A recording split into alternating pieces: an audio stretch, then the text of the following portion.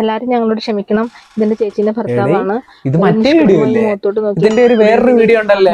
സ്നേഹം കണ്ടിട്ടാണ് ഞാൻ ഇദ്ദേഹത്തിനോട് ജീവിക്കാനുള്ള തീരുമാനം എടുത്തത്. തുടങ്ങിയുള്ള സ്നേഹമാണ് ഞങ്ങൾ തമ്മിൽ. അന്ന് എനിക്ക് 15 വയസ്സായിട്ടുണ്ടായിരുന്നുള്ളൂ. ഇപ്പൊ എനിക്ക് 18 വയസ്സും 23 വയസ്സുമായി. അതിനിടയ്ക്ക് അറിയാണ്ട് ചേച്ചിയിൽ 3 കുട്ടികൾ ഉണ്ടായിന്നല്ലാതെ ഏട്ടൻ വേറെ ചെയ്തിട്ടില്ല. പിന്നെ ചേച്ചിന്റെ അടുത്ത് ഞങ്ങൾ 3 കുട്ടികൾ അറിയാണ്ട് അത് മാത്രമേ സംഭവിച്ചിട്ടുള്ളൂ. അപ്പൊ പിന്നെ ഈ ഒരു വീഡിയോ ചേച്ചിക്ക് തെളിവായിട്ട് കിട്ടും. ഇനി ഞങ്ങൾ ഒന്നിച്ച് ജീവിക്കുകയാണ്. തെളിവിന്റെ വീഡിയോ കിട്ടി. ആരും വരരുത്, പ്രത്യേകിച്ച് എന്റെ പിന്നാലെ വരരുത്. ഞങ്ങളിനി ഞങ്ങളിപ്പോ താമസിക്കാൻ പോകുന്നത് കാലിക്കറ്റ് യൂണിവേഴ്സിറ്റിയുടെ അടുത്താണ്. ആരും ഞങ്ങൾ അന്വേഷിച്ച് പിന്നാലെ വരരുത് ലൊക്കേഷൻ പറഞ്ഞെന്ന് വെച്ചിട്ട്.